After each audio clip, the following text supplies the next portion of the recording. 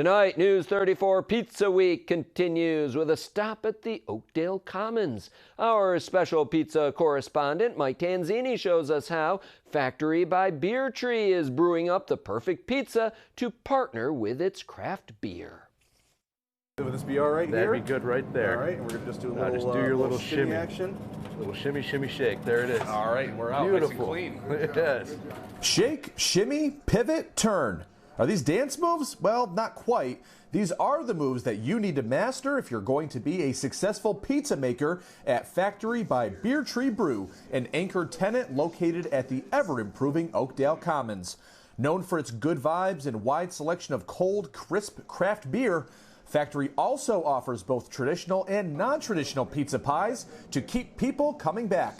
Server and bartender Jackie Ryder says their location is always booming with new customers. It's brought in a lot of people as well, especially people from out of town. Even with the new Dave & Buster's bringing a lot of people over, they just don't have a lot of craft beer. So we have the craft beer that brings people in, the good food, the wood-fired pizzas. Those pizza patrons keep coming back once they've had a chance to try a factory pie, a recipe that prides itself on simplicity, quality, and flavor. The dough is a hybrid of a Neapolitan style and a semolina dough.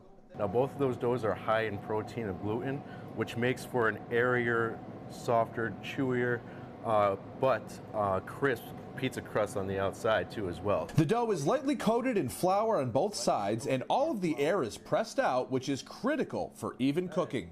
You want to push out any air bubbles that you might feel, because you want to eliminate as many air sockets as you possibly can, so once it's going in the oven, it's an even cook. Nick also shows me the proper way to spread and expand the dough. This is my dominant hand here, so I want to kind of just move this. Yep. And it's kind of repetition, muscle memory, you'll get a feel for it. This prevents holes from forming, and that's a lesson I could have used earlier this week. It's a good way to keep it from tearing or ripping or creating too much pressure to make this side of the pizza a little bit thinner, so again, it's not an even cook. So this helps with the balance and even cookness, but also the integrity of the dough itself as well. I hate to say it, but we learned that through experience this week, so Yes. looking to avoid that this time. Now, the moment of truth. Can we transfer the dough onto the peel without ripping it in half? It's kind of like putting the baby to bed, like type Yeah, of deal. yeah. It's nice and gentle. There it is. All right, there we go. No tears. There you go. Okay. Now it's time to lay on the sauce. No fancy gimmicks or tricks, just simple, For our quality, pizza sauce fresh here, ingredients. What we like to say is simplicity is king here. We let the rest of the ingredients, the dough, and the cheese itself do a lot of the talking as far as the flavor profile. This is very simple. We have tomato and then a roasted garlic base, and then we add in select herbs and spices just to bring it to life a little bit. But Now, that's as much as I can tell you as far as our pizza I was sauce going to say, I'm goes. going to ask, what type Yes. of herbs and spices do you have here? Can you Yes. disclose anything here? Or? Not at this moment, but Okay. stay tuned, and maybe at a later date we might be able to get a little more into it. Nick applies the sauce using a cross pattern, which is a first for News 34 Pizza Week. Can you tell me a little bit about that cross method? Is that something like I don't think I've ever seen that before. So that's just something you learn through the trade. Some people will make a spiral motion, some people will make a cross, and that just helps, again, when you're going to actually cover the surface area, all parts have at least touched that sauce instead of starting from one end and then trying to disperse it throughout the rest of the pizza, and you end up running out of sauce towards the end. So that just helps with a nice even coat. The toppings are applied underneath the cheese, which creates a unique flavor combination that complements and melds all of the ingredients together for that perfect bite. And don't think they're just tossing down toppings willy-nilly. Nick wants each customer to have a consistent experience, so you better count your pepperoni.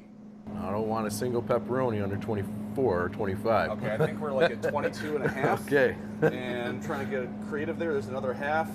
There's a 3/4 and there's a full. Okay, All right, so we we're are looking good, around the yes. magic number. Yes. We're in the ballpark here. We'll Okay. take it, yes. All right. Good You look. can take that on Looking good Jim's so pay. far. He's agreed Yes. to cover the extra ingredients. Sorry, Jim. I'll hold them to it. It is what it is. The pizza business is tough.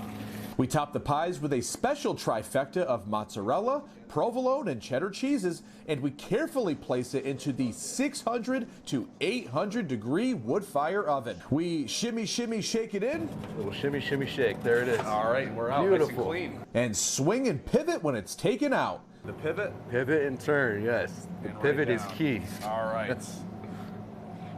Even with 2 left feet, I managed to land the pie safely on the dance floor. Time to celebrate our masterpiece and take a bite with my new factory friends. All right. Do oh.